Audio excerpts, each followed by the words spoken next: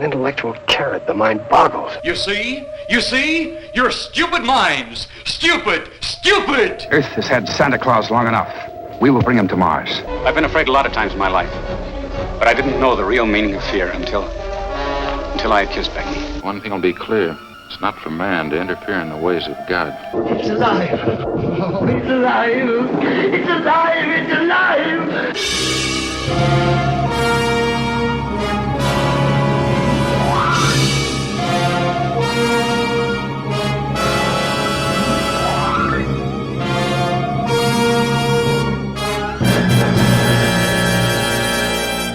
Good evening, everybody, and welcome to Earth vs. Soup, episode 124. I'm Aaron Pollier. And I'm Darlene.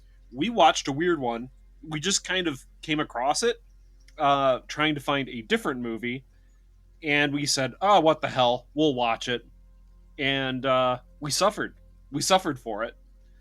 Well, I don't know if the other one, which was the man-made monster, would be any better than the Mad Monster from 1942. And I gotta say, it's okay when you take in the consideration that it was filmed in 5 days. It was filmed in 5 days. Okay, so yes, we did the Mad Monster. It filmed in 5 days. It's notorious for being one of the Skid Row picture movies. It's actually like Sigmund Newfield Productions that filmed this, but one of the nicknames, it was a very low budget movie. Okay. Sam Newfield did direct it.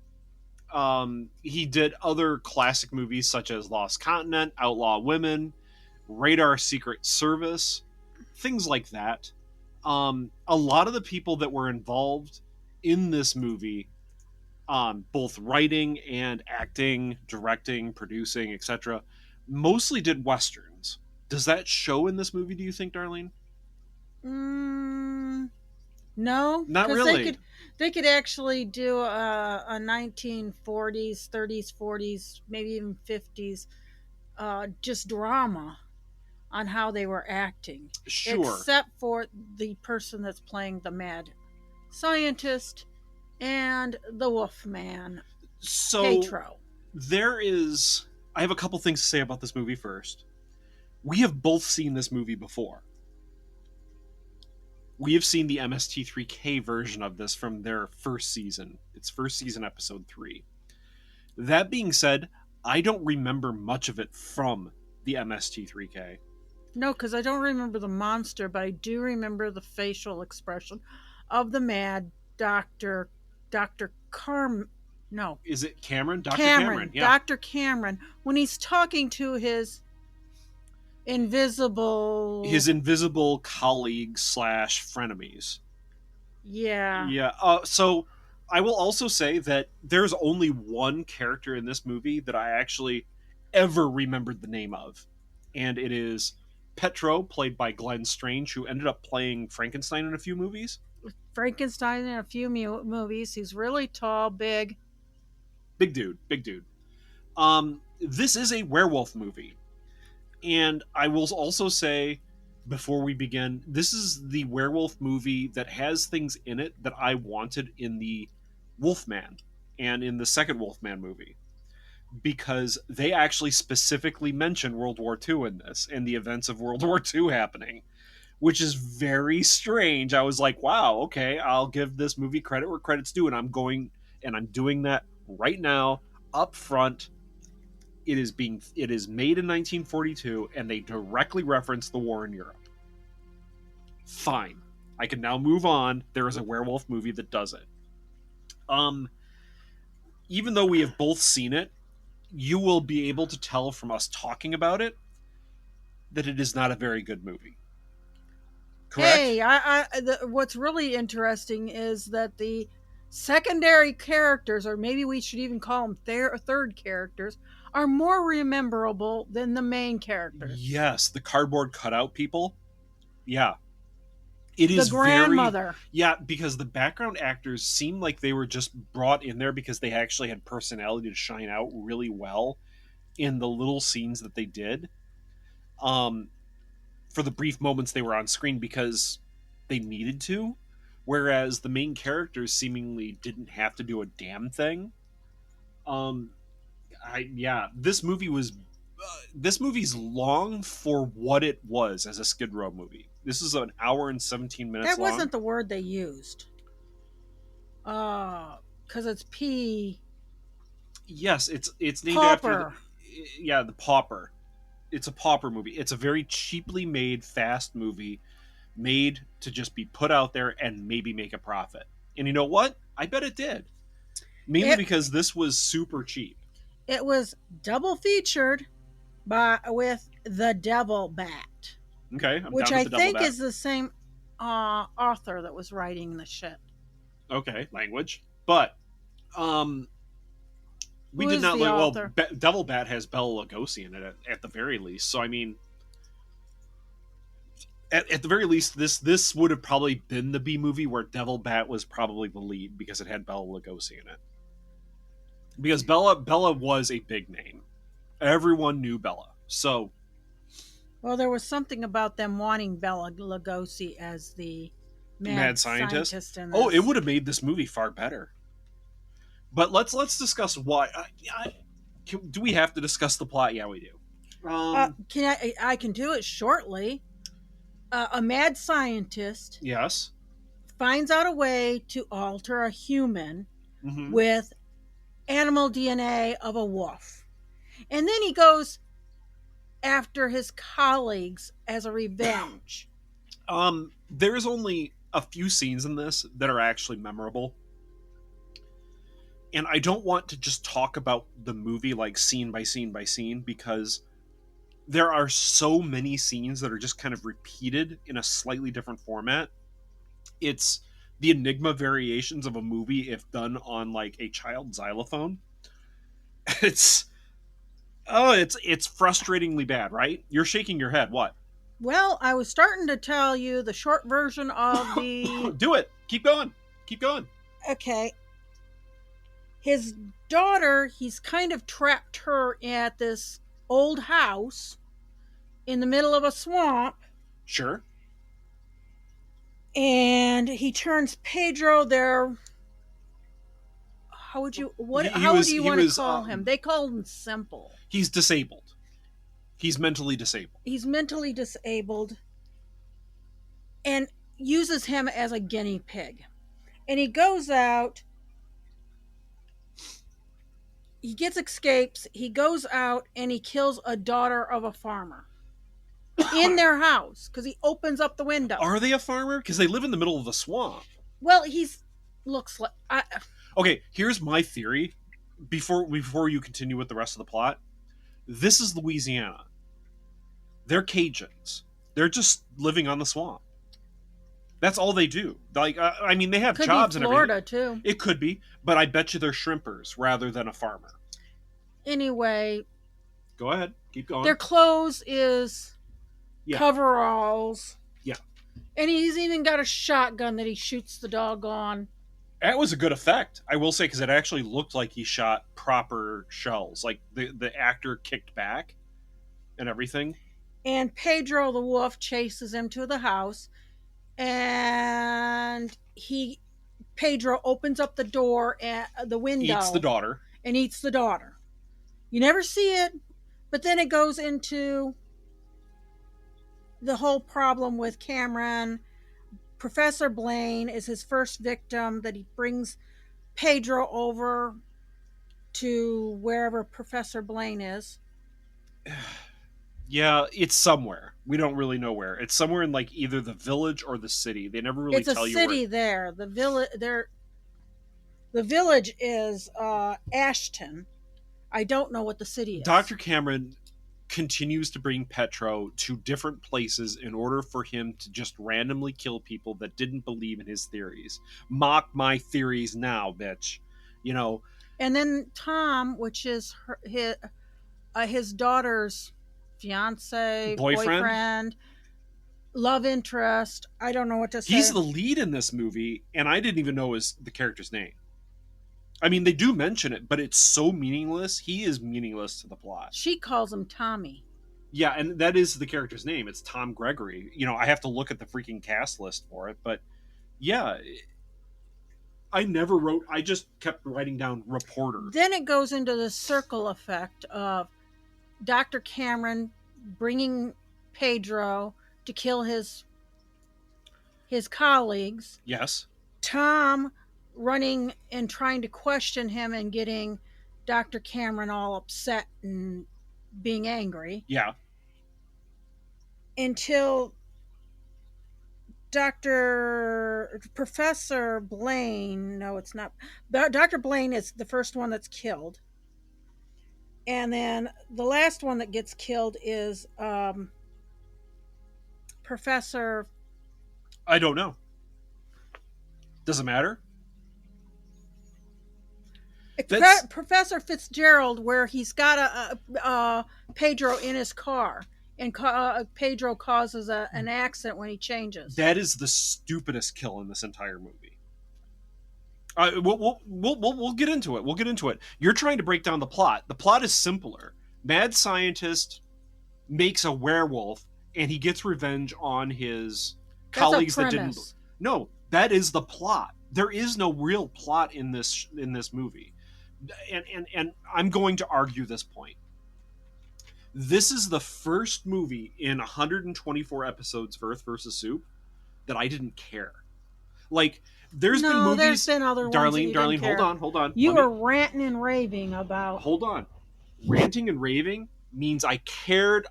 It pissed me off enough that I wanted to rant and rave. This movie bored me. Like, it bored me in a way that Creeping Terror almost did to you, but you were still shocked about Creeping Terror being so repetitive that it drew you into the movie trying to figure out why the hell they filmed this. This isn't firmly... Mad Monster wasn't firmly repetitive, but every scene was almost meaningless. I mean, do you see what I'm trying to say here? I'm saying you're saying this is worse than some of the other ones. No, I'm not saying... And no, it's not. Darlene, that is not what I said. I said, this is the first movie that firmly bored me. That ain't true either. Okay, what other one? I don't remember. We've had 104 or 24. Why should I remember which one? Well, it's because I'm saying, like, out of all these, like, I can remember the ones that have pissed me off the most. I can remember the ones that have actually bored you, which is like Creeping Terror. But at least you were still engaged. Didn't bore me.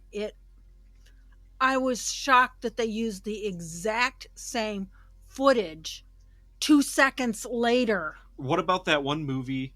God, and now I'm going to read it. It's the one that was in Texas, filmed by like a local businessman that had all the money raised by the local TV station. There were whole chunks of that movie that you were bored out of your mind with.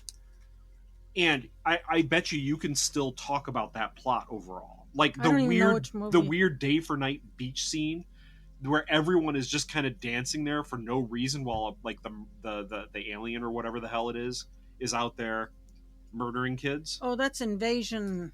No. Saucer Invasion or something like that. But regardless, like, there are scenes in this movie that I think are actually inspired. There's no chemistry between the two. They're supposed to have chemistry, but there is a creepy leads? Yeah.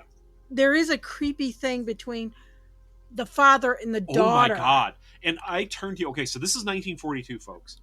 And we're not really talking about the plot because the plot is so pointless. Okay? I mean, we can talk about, like I said, how there's scenes where one of the professors is just sitting at his desk waiting for Pedro to, like, slowly sneak behind him from his side in his eye line. Like, there's no way the professor can't see this guy getting up off his seat and getting behind it. Oh god, this movie. There are scenes that are honestly memorable and inspired in this movie. That you can't see an almost 7 foot tall, 4 foot wide guy sitting in your seat of your like car. Lit up well. Like, yeah, they didn't even do him in shadow.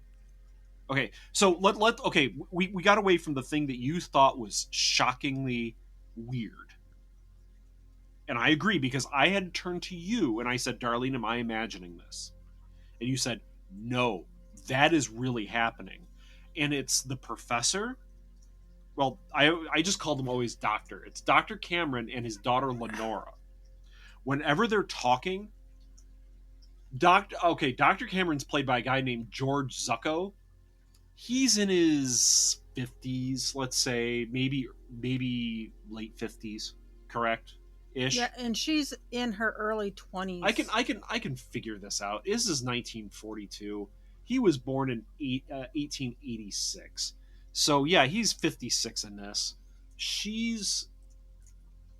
It doesn't even matter because they're father and daughter in this.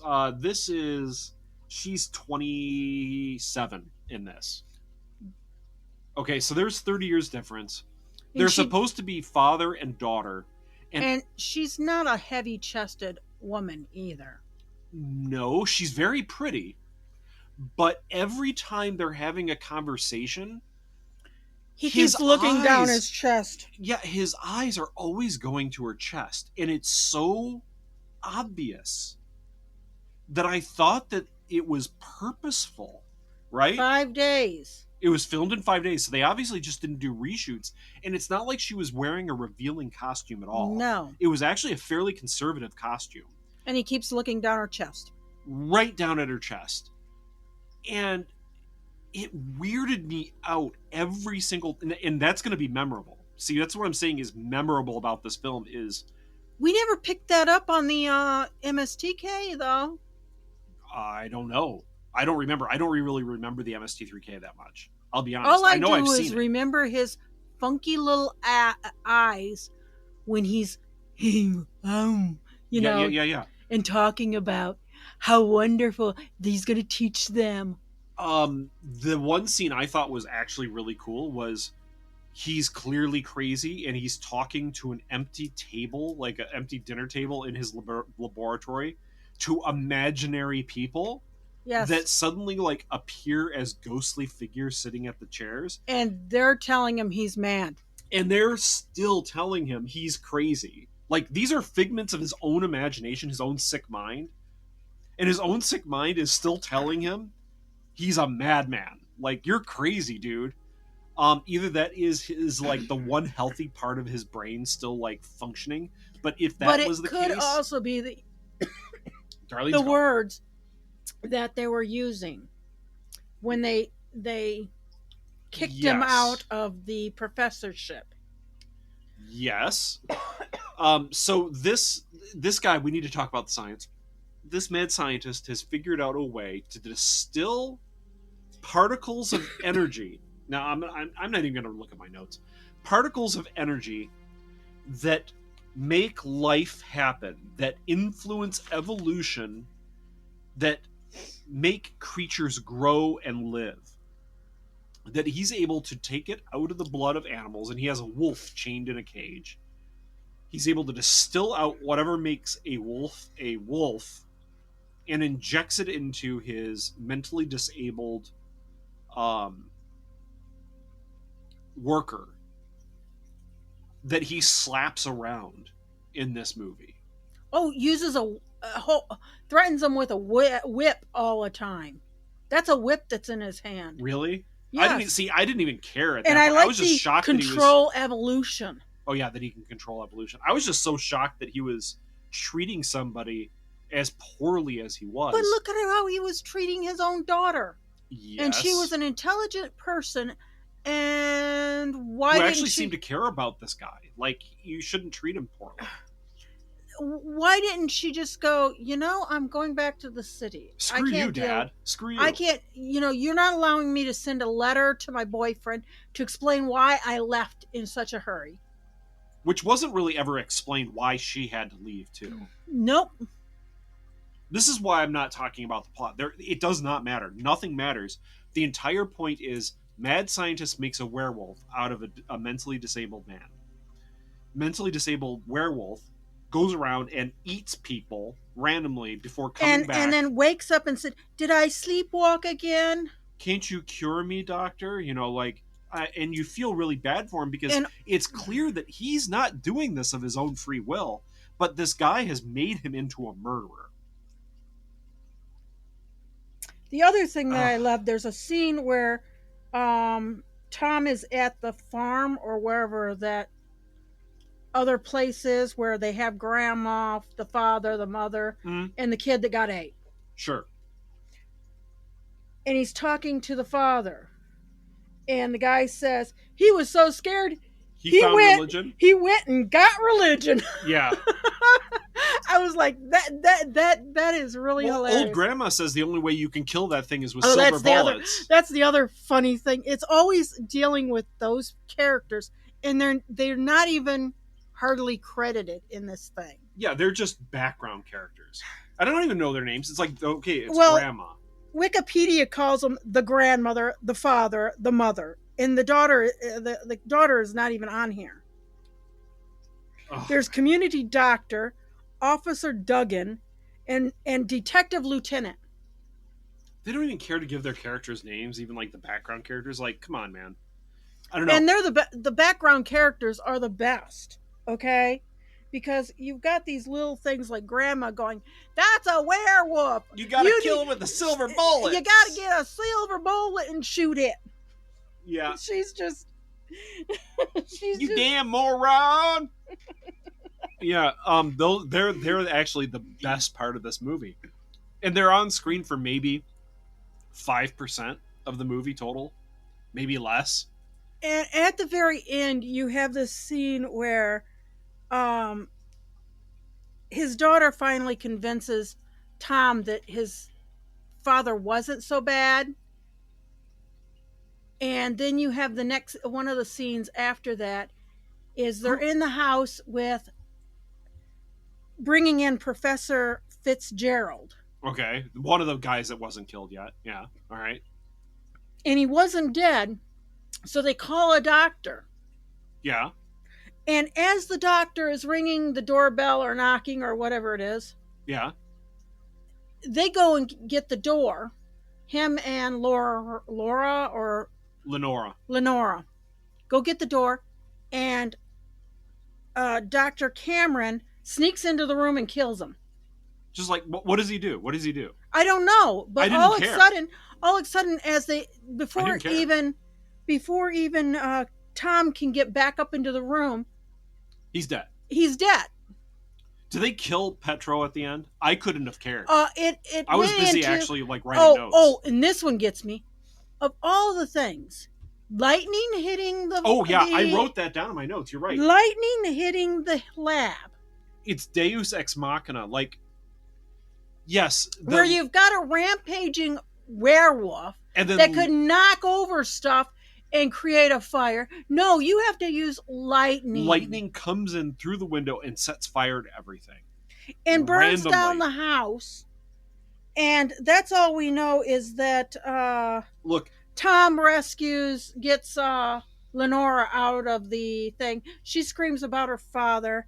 And before Tom can rescue Dr. Cameron, the whole house falls down. So Petro is burned alive? I guess. He's a werewolf. He'll just come back. He wasn't killed with a silver bullet, like Grandma says. That's my headcanon. But they talk about in the scenes of those the guys in the shack. Yeah. They talk about, there was a murder of, and I didn't get the name because it got mumbled. Somebody else got killed. Yeah. And we know it's him because he was still carrying his jug. Shh. They could identify the body. They identified the body because he was still carrying around a liquor jug. Oh my god. There's wonderful little pieces to this. Yeah, but it's always the background characters that are doing it. Like, give me the whole... I don't care about this doctor. Like, hey, make him the background character. Make his daughter a background character. Make Tom the reporter a background character. I want, like, the Cajun swamp guys out in this shack talking about, like, how this wolf man is coming out of the swamp and just wiping out people. Like, Jimmy Bob, I know Jimmy Bob's dead because I found his waders with his feet still in them. You know, like things like that. That would have made this film And that ain't no stellar. That ain't no alligator. That ain't alligator teeth. Yeah, those I are. know what alligator And teeth he pulls is up because- his shirt, and he's got like the scars on him from being eaten by an alligator when he was 2. And he tells the whole story about like an alligator came up and bit him. Okay, people, All right, yeah, we needed to create better of this movie than it was. God, this movie sucked. It was terrible, but it's not like offensively bad like Rocket Attack USA or Invasion USA. Those Or some of pissed the me other off. ones. There are some others that are. This is just, I don't care. Like, okay, again, I'm gonna make another comparison. This movie didn't care, and I'll make the comparison to Plan 9 from Outer Space. There was more care and love and attention to plot and detail in Ed Wood movies than this. There is more character in this than some of the new shit that comes out. In this movie? Yes. Than some of the new shit that comes out. Oh, no, yeah, I agree. There are modern movies that are made for hundreds of millions of dollars that have less character. And filmed in months. Yeah, and it takes where this one only took 5. Or what the crap is their problem? They have to come back for months worth of reshoots. What's the problem? See, the problem is that no one cared on this. Oh yes, there is. The Grandma. background characters, because they want to get work. They're struggling. They're the ones that are getting shitty paychecks. They're the ones that want to stand out. Everybody else here, Darlene, well, they stood out. The writer, yes, they did.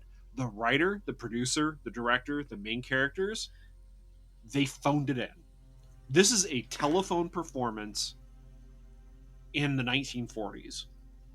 Well, you can't really telephone something in the 1940s. They just went through the motions for 5 days. They went through the motions, got a paycheck, and I guess the young guys probably thought, boy, it's good that I don't have to go out and fight at war. At least they mention the goddamn war, because that's the point, that the Doctor is making a werewolf so he can make a 1 million strong army of undefeatable animal people. Oh, that's it too. And I like that it was Professor Fitzgerald. He's like, are you insane? Are you insane? I don't care. Because how are you going to control them? How are you going to control them? Oh, but I have an antidote. And how are you going to capture 1 million animal people that are rampaging through the countryside to give them a goddamn antidote, you idiot? And that was in his dream. Yeah, this is his shit that he's telling himself. Ugh. No, we don't recommend this movie. This movie's frustrating. It's frustratingly bad, but it's not like offensively It bad. isn't offensive. And I really chuckled about the second character. Yeah, the background characters, the swamp people. And I will say this, the swamp scene, even though it's the same set over and over. Oh yeah, no, that was actually well done. Was really nice done. No, I agree. Yeah, the swamp set was well made. It was well filmed. It actually kind of looked like a swamp. For 1940, I think that was actually top notch. If I had to give this movie any praise. One of the things I have to say is that house was supposed to be crappy. That Doctor... Yeah, it was. Because all the walls wobbled all the time. Well, that was set. I know, but obviously it was a crappy house because the walls wobble all the time. But yet it was a nice house. And that's the first thing I said was, well, this is supposed to be in a nice house. Yeah, it has chandeliers and everything. Which Petro hit on the way walking through the... Yeah, because he's so tall. But let's be frank, Darlene, we've been into plantation homes on the swamp that are actually fairly nice, too. Yes, they're small, though. Yes, but that could have been small as well. I don't know. Short review, I guess, today, folks, because this movie has so little in it. Even though it was actually longer than many of the films that we've reviewed recently, at 1 hour and 17 minutes long. There's just very little of substance in it. What you can take away from this movie is if you want to listen, watch the secondary characters and create a comedy from those guys, and you'll have a perfect movie. Oh yeah, no, yeah, you could make a horror comedy movie out of that one family that has the little girl killed, which is actually really gruesome and grim when you think about it. But The ball bounces out, and they're all like looking at it. Oops. I guess we should have closed that damn window. Actually, no, they did close the window. It's that the Wolfman opened it up to eat the kid. But I'm saying, everybody in there, if you didn't kill that little girl, you could make a horror comedy out of that entire thing. Just these Cajuns that are out in the swamp. Hey, we're minding our own business, farming shrimp, or... It's not farming shrimp. It's you know what harvesting I mean? shrimp. Maybe they have an aquaculture thing going on. It's modern day. And you have the Louisiana skunk ape coming out, or the rougarou, which would be from Louisiana as well. The rougarou, what, Sulphur Springs? Out at Sulphur Springs, that's where the rougarou's from, right? Rougarou is it's out east of New Orleans when we're coming in on I-10. but it's where St. Bernard's Parish is. Okay, but the rougarou, and they're having to survive the rougarou. The rougarou keeps attacking, have its glowing eyes. And also having problems with raccoons. Well, sure.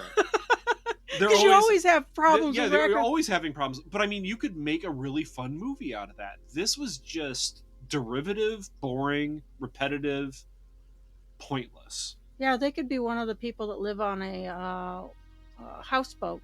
But even though we're both not recommending it, this is still not a 1 out of 10. No, it's not. Honestly, it isn't watchable, but it's boring. It's boring and pointless. What do you think? What is your adjective? I here? still think there was far more boring movies than this one. Okay, sure. I don't think so. Like, at least not that I remember. But then again, they could just be completely forgettable, and I have forgotten them.